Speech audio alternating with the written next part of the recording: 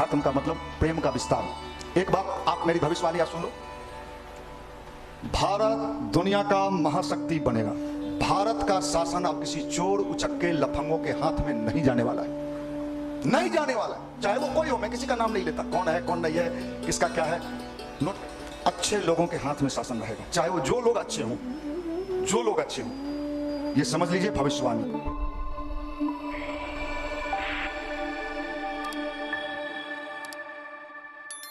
मित्रों, आपको बताया जा रहा था कि हम अपने जीवन को कैसे अच्छा बनाएंगे। हर व्यक्ति अपने जीवन को अच्छा बनाना चाहता है, ये अच्छी बात है। समस्या आती कहाँ है? समस्या आती है साहब हमारे जीवन में इन दिनों कई तरह का रोग लग गया है। एक रोग तो शरीर वाला होता है जिसका इलाज डॉक्टर करता है, लेकिन समस्या यहाँ शरीर के रोग का है नहीं, यहाँ मन के रोग का है। और मन में ऐसे ऐसे रोग लगे हैं जिनको आप डॉक्टर के पास जाइए और डॉक्टर से पूछिए, डॉक्टर साहब क्या करें, बहुत परेशान है। डॉक्टर पूछे बीमारी बताइए, क्या दिक्कत हो रहा है? डॉक्टर साहब दिक्कत ये है कि जब दूसरे को हम आगे बढ़ते देखते हैं तो मेरे अंदर जलन पैदा होता है, ईर्ष्या पैदा होता है, द्वेष पैदा होता है, घृणा पैदा होता है। ये बीमारी इन दिनों समाज में बड़ी तेजी से फैल रही है, इसका कोई ट्रीटमेंट नजर नहीं आ रहा है। हर आदमी परेशान है, अपने को ठीक करने के लिए परेशान हो माना जाए। परेशान ये है कि ये आगे क्यों बढ़ रहा है। मैक्सिमम लोगों के अशांति का कारण क्या है? अगर आप खोजेंगे तो वो लगातार किसको देखता है? दूसरे को देखता है। और जो दूसरे को लगातार देखता है, समझिए किसी भी फील्ड में, वो अपने को परेशान करेगा। हम स्वयं को देखें, हम अपने आप को देखें, अपनी ताकत को देखें, अपनी क्षमता को देखें, अपने को आगे बढ़ाने का संकल्प लें, तो आप विश्वास मानिए हमारे जीवन में बहुत सारे कष्ट और संकट समाप्त हो जाएंगे। दूसरा आगे क्यों बढ़ रहा है? दूसरे के जीवन में इतने सुख सुविधा क्यों हैं? ये बीमारी, इस बीमारी का इलाज कुछ नहीं है, गायत्री मंत्र यहीं पे काम करता है और कुछ नहीं करता है। आपके भीतर के ईर्ष्या, द्वेष और घृणा को कम कर देता है। आप जलते हो, जिस बर्तन में आग रहता है वो बर्तन पहले हीट होता है, गर्म होता है। इसलिए लोगों के कष्टों को दूर करने का जो उपाय है उसके मूल में यही है कि उनके भीतर की सफाई कैसे की जाए। बाहर की सफाई के लिए तो भगवान ने, विज्ञान ने सारी चीज दे रखा है, बढ़िया बढ़िया साबुन दे दिया है साइंस ने। साबुन न भी लगाओ, अगर आप स्नान न भी करते हो, आजकल फैशन चल पड़ा है बिना स्नान किए मार के चल दो, वैसे ही सुगंध फैल रहा है, भले ही भीतर दुर्गंध होता रहे। पहले गांव में बाराती आता था तो बहुत समझदार लोग, गांव में समझदार लोगों की संख्या ज़्यादा होती है, वो बड़े विद्वान होते हैं, उनके जैसा विद्वान व्यक्ति खोजना मुश्किल।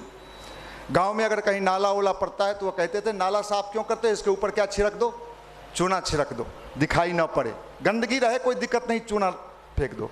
इन दिनों हम भी अपने भीतर को छुपाने के लिए बाहर से कई तरह के आवरण को ओढ़े रहते हैं, और ये बाहरी आवरण आपके भीतर को कभी शांत नहीं कर पाए, हमेशा अशांत रहेगा। और इसका है मूल रूप से जो परिणाम है यही है कि जिस चीज के बल पर हमारे जीवन में सुख और शांति आ सकता है वो है ही नहीं। हमारे देश में पूजा खूब होता है, पूजा इतना होता है कि अगर क्या कहे इस देश में पूजा, अगर कोई भगवान न मिले तो एक भगवान हमारे लिए परमानेंट बैठे मिलते हैं, सत्यनारायण जी।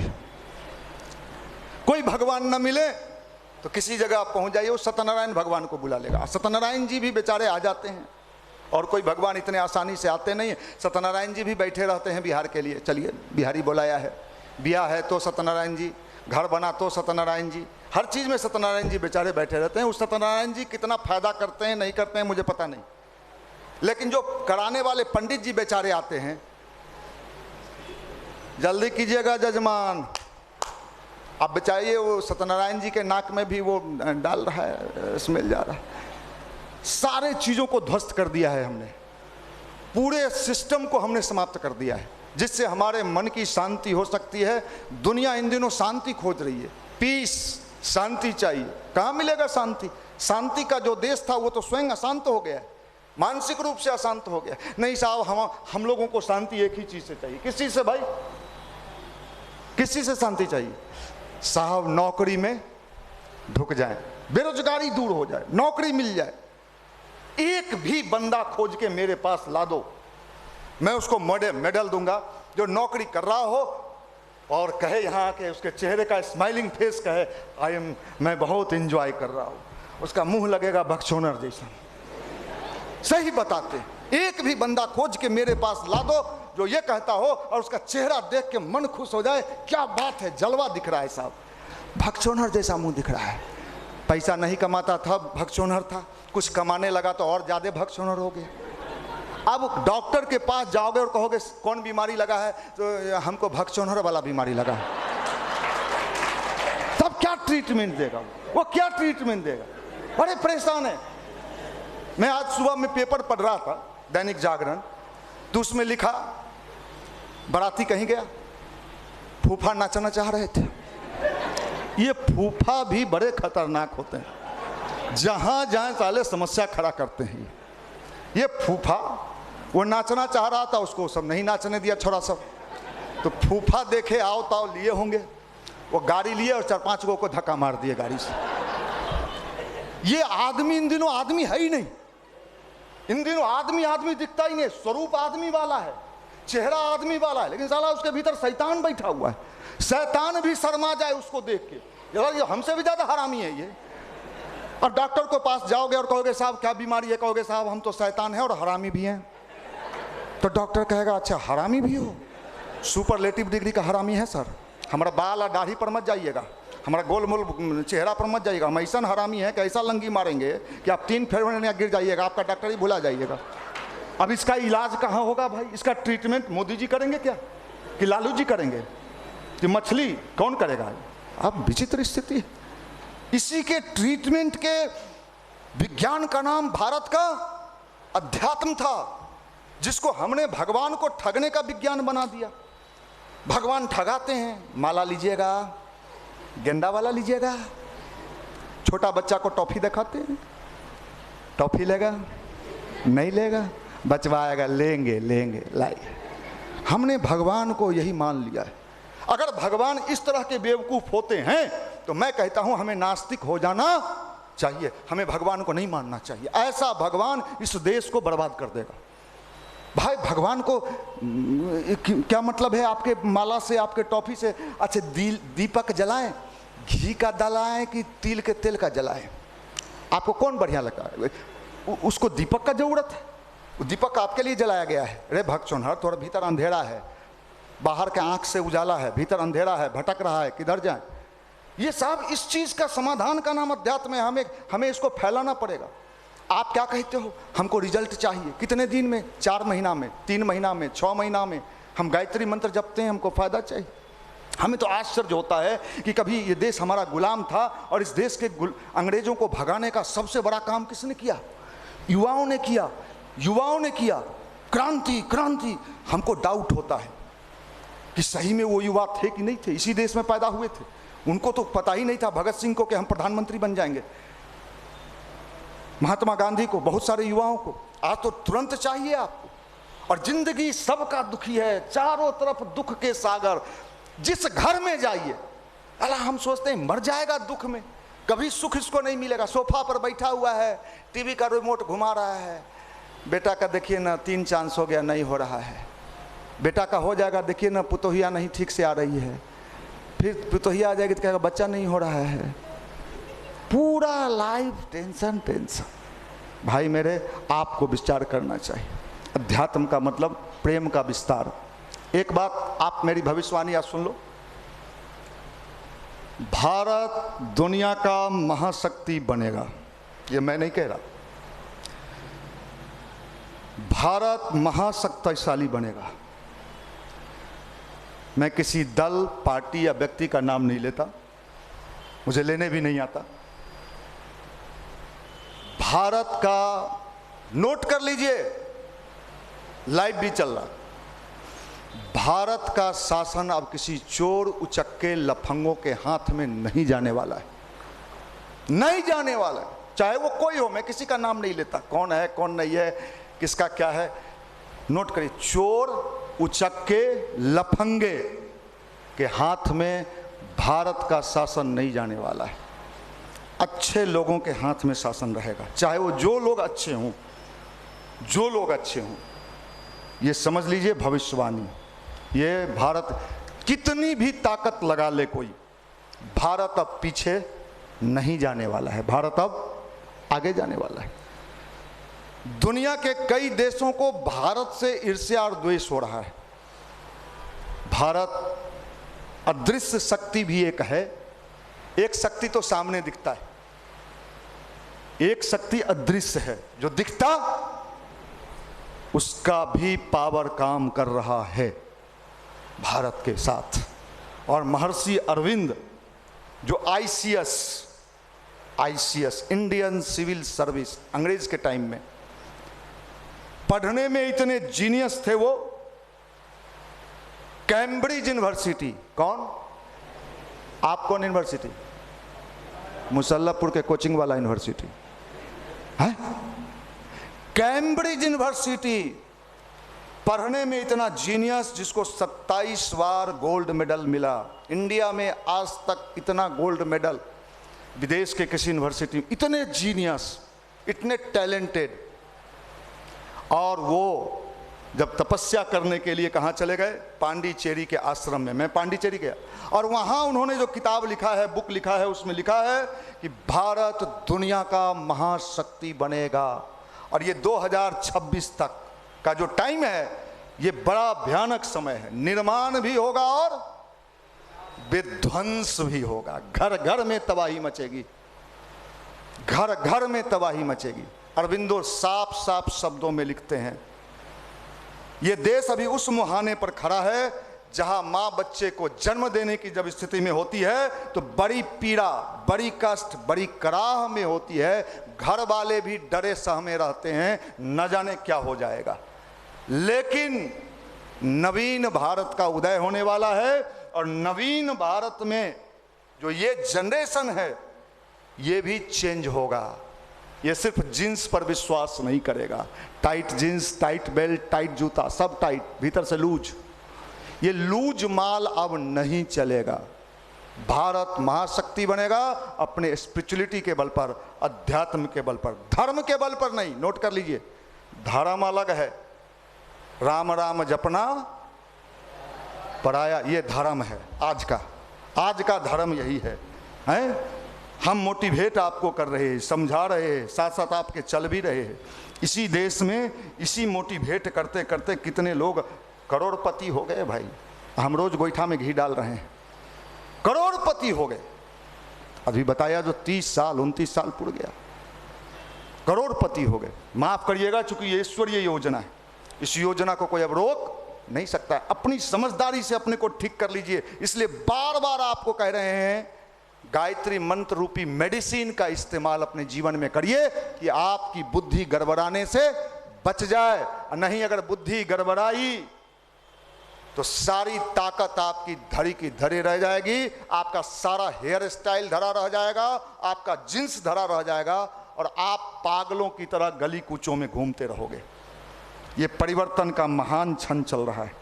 जिनको बदलना है वो बदल जाए, नहीं तो आप जानते हो कि ऊपर वाले के लाठी में आवाज नहीं होता है, नहीं होता है। लेकिन जब लगता है तो कितने लोगों को तिल मिलाते हुए हमने देखा है। समय रहते अपनी जिंदगी के रीत नीत ठीक कर लो, नहीं तो ये लौज का चौकी देख के रोओगे। कहाँ गए वो दिन जब मैं चौकी पर सोता था, रात में 3 बार गिर जाता था, मेरा दोस्त आता था, फिर उठा देता था, कहता था वीडियो देखेगा, फिर मैं उठ के वीडियो देखता था, फिर सो जाता था।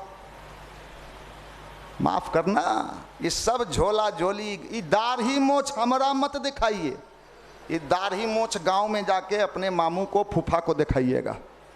दाढ़ी मोछ से बुद्धि नहीं होता है। आप दाढ़ी मोछ वाला बच्चा, दाढ़ी मोछ तो अपने आप उग जाता है कि उगाए हैं, इसमें डाले हैं खाद उद, नहीं वो तो उगते गया उग गया। हम लोग जब सैदपुर हॉस्टल में रहते थे तो उस समय दाढ़ी कम था, थोड़ा थोड़ा था, तो शौक था जो दाढ़ी हो जाता तो किसी ने कहा ब्लेड ला के छील लो तो जल्दी निकल जाएगा। हम लोग भी छील लिए, निकल गया जल्दी। ये तो ऑटोमेटिक प्रक्रिया है। इसलिए समझदारी लाइए, और समझदारी लाने का जो सुपर मेडिसिन मैं आपको बता रहा हूं, ये गायत्री मंत्र वही है, ध्यान वही है जो आपके अंदर इतनी समझदारी ला देगी कि आपकी जिंदगी को खुशहाल बना सकता है। इसमें कहीं कोई दो राय नहीं, और इसका व्यक्तिगत अनुभव है मेरे पास। इसलिए आप समझ लो, अपनी जिंदगी को अगर सुखी बनाना चाहते हो, नहीं मैं तो फैशन करूंगी, है क्या करेंगे साहब? हम तो आज का जमाना प्रेम का है, लेकिन प्रेम को लोगों ने भटका दिया है। प्रेम का मतलब क्या होता है भगवान जाने। बॉयफ्रेंड गर्लफ्रेंड छोड़ दिया, पकड़ लिया, उड़ गया, निकल गया। ये कैसा फ्रेंड था भाई जो निकल गया? ठीक किया, मारा नहीं तुमको, तुम ही से कुछ टाल लेता हूँ। साहब समझ लीजिए, प्रेम कई बड़ी ऊंची ताकत है। उसमें चुंबक होता है, मैग्नेट वो यहाँ से होता है, और वो खाली लड़का लड़की के चोंच में चोंच नहीं होता है, वो बड़े हाई फंडा है। भगवान कृष्ण को मानते हैं, हाँ मानते हैं। भगवान कृष्ण के फैन किस पशु पक्षी नर नारी सब उनके दीवाने थे। लोगों ने कहा नहीं वो उनके पीछे महिलाएं चलती थी। अरे मूर्ख आदमी, इतना मैग्नेटिक पावर हाई था, ध्यान करते थे, गायत्री मंत्र भगवान कृष्ण भी करते थे। गीता में देख लीजिए, उन्होंने कहा है कि छंदों में गायत्री मैं ही हूं अर्जुन। उन्होंने साफ साफ गीता में अर्जुन को कहा है कि वृक्षों में क्या हूं? पीपल। क्यों कहे? पीपले के पेड़ में भगवान जी हैं, दूसरे पेड़ में भगवान जी नहीं है। काहे बोले? इसका साइंस क्या है? 24 आवर्स ऑक्सीजन देने का काम कौन पौधा करता है? पीपल करता है। भगवान कृष्ण ने क्या कहा? वृक्षों में, नदियों में गंगा मैं ही हूं अर्जुन। नदियों में क्यों? गंगे जी में भगवान है, दूसरा नदी। कारण बताइए। गंगा नदी, गंगा का जल एक ऐसा पवित्र जल है जिस पर विज्ञान ने भी अभी तक कोई जवाब नहीं दिया है। आप उस जल को ले जाके, पटना की गंगा और बनारस की गंगा की बात तो मैं नहीं करता, यहाँ तो नहाइएगा तो बीमारी पैदा ले लेगा। आप गंगोत्री से, ऋषिकेश से या हरिद्वार से, हमारे यहाँ हरिद्वार से गंगा जल आता है, आप एक डब्बा में रख दो और 5 वर्ष के बाद भी उस डब्बे को खोलोगे तो उसमें क्या नहीं लगेगा? कीड़ा नहीं लगेगा, बैक्टीरिया नहीं लगेगा। क्या कारण है भाई? क्या कारण है?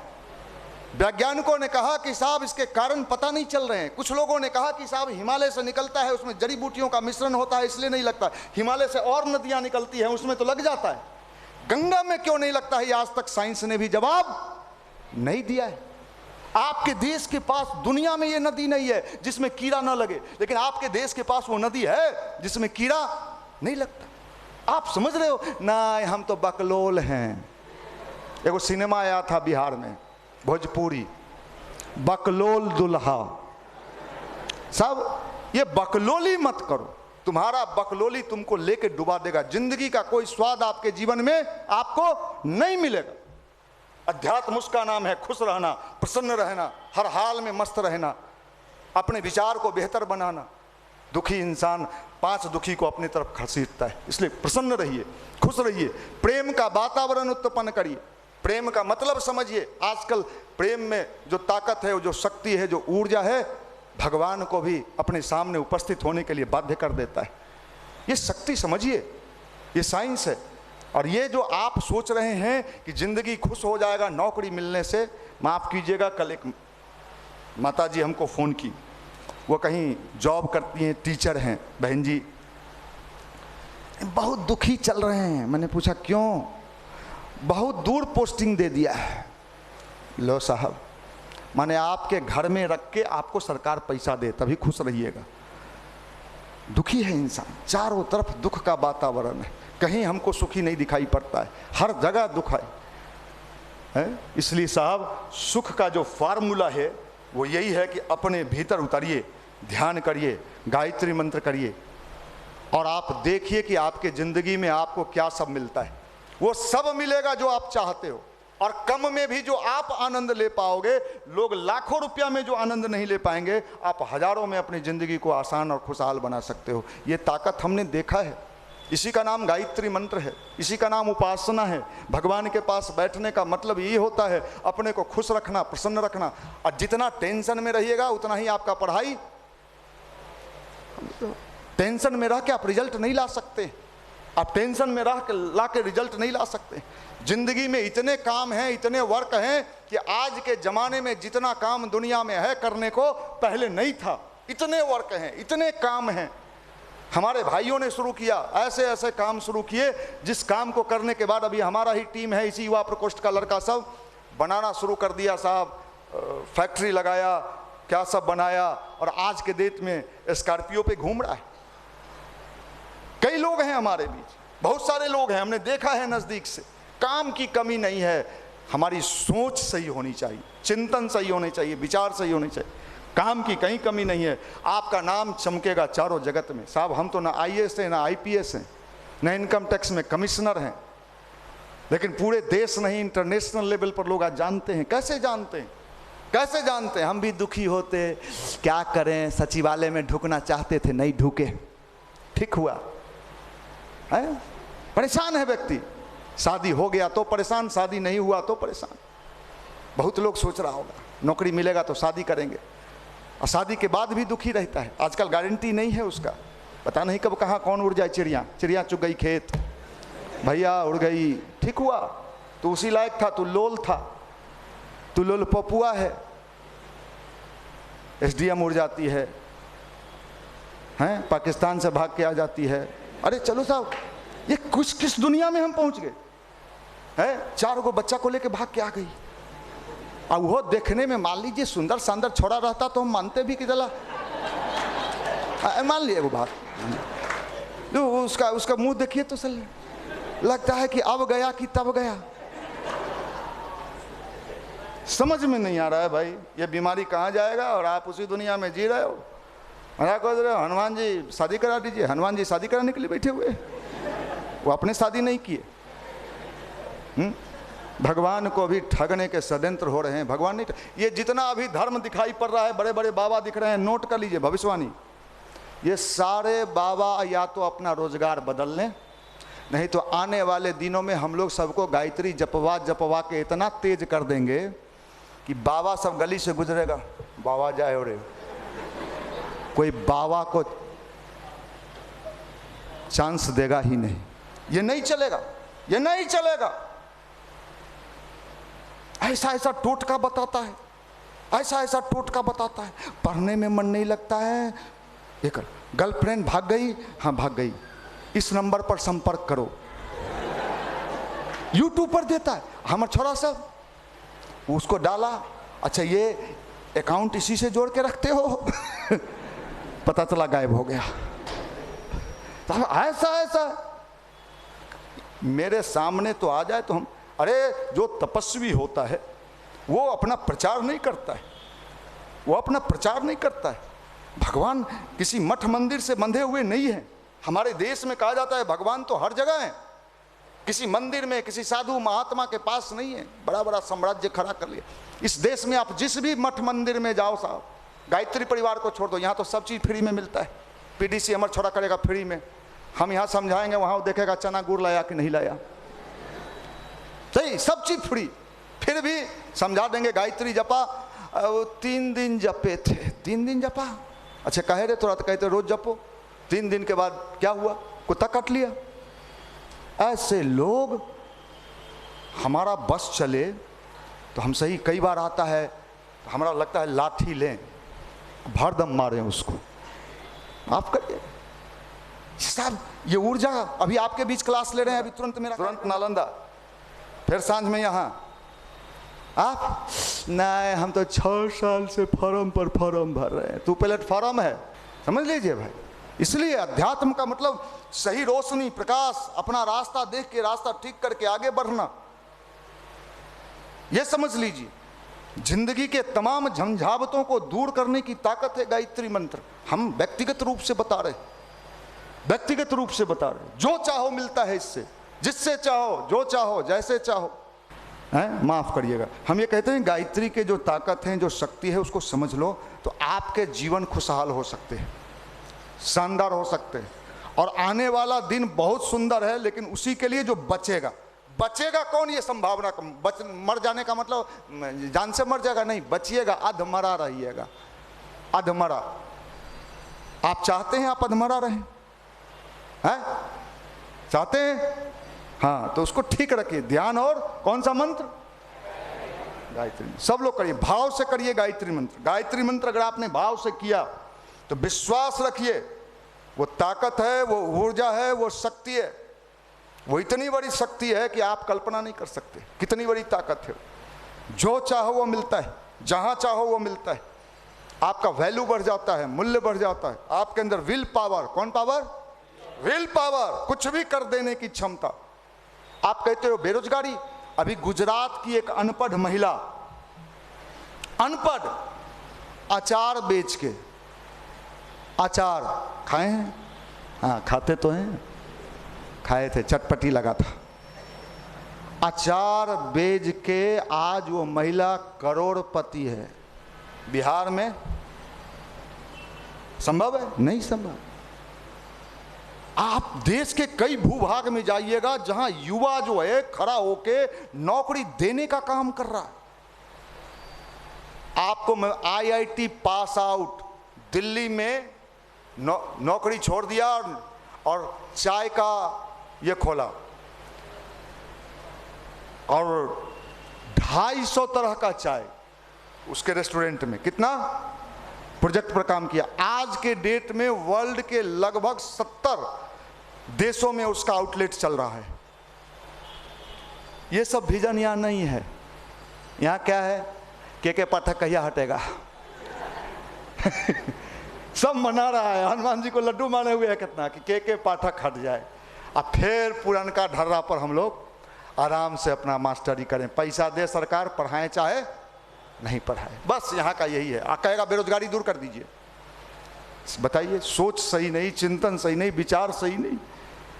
इसलिए मैं निवेदन करना चाहता हूं कि अध्यात्म की आवश्यकता